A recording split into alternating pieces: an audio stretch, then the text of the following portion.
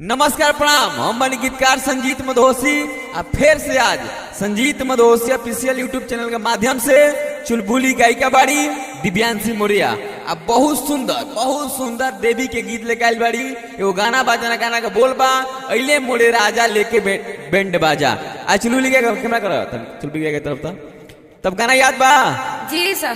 कैसे गाना बगाओ तक लाइन अइले मोरे राजा लेके ढोल बाजा। बहुत बढ़िया तो गाना याद बढ़िया से जी याद है। उन्हीं कर कैमरा मैन साहब उन्हीं कर कैमरा याद दोनों गाना जी तो आवत एकदम बढ़िया से नहीं जब गावत तरीका से झकास तनी ठीक है। बा खूब झकास नहीं गाना गावा मस्त गावा आतनी अंजलि सोनी तनी खूब शानदार तनी स्टेप तनी डांस दिखाओ ठीक बा आजा।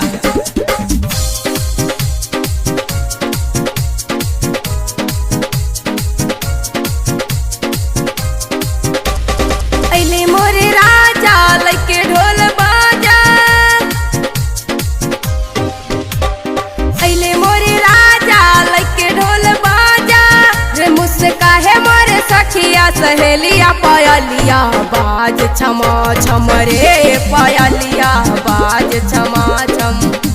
पायलिया बाज छमा छम रे पायलिया बाज छमा छम।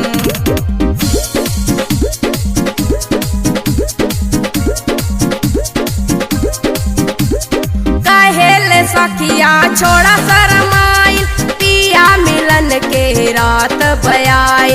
आज मिलन के गीत तू गावा ना चाहिए सजनी ढोल बजावा। कहल सखिया छोड़ा शरमाइल पिया मिलन के रात बयाई। आज मिलन के गीत तू गावा ना चाहिए सजनी ढोल बजावा। धड़केला छाती सुने तोरे बाती। धड़केला छाती सुने तोरे बाती। छुक छुक चल मनावा के रेलिया पायलिया बाज छमा छम रे पायलिया बाज छमा छम। पायलिया बाज छमा छम रे पायलिया बाज छमा छम रे।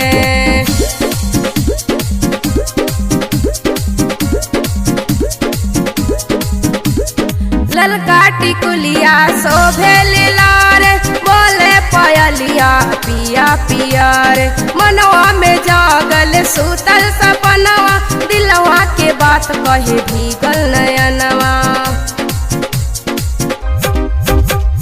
ललका टिकुलिया शोभे लाल बोले पायलिया पिया पिया रे। मनवा में जागल सूतल सपनवा दिलवा के बात कहे भीगल नयनवा।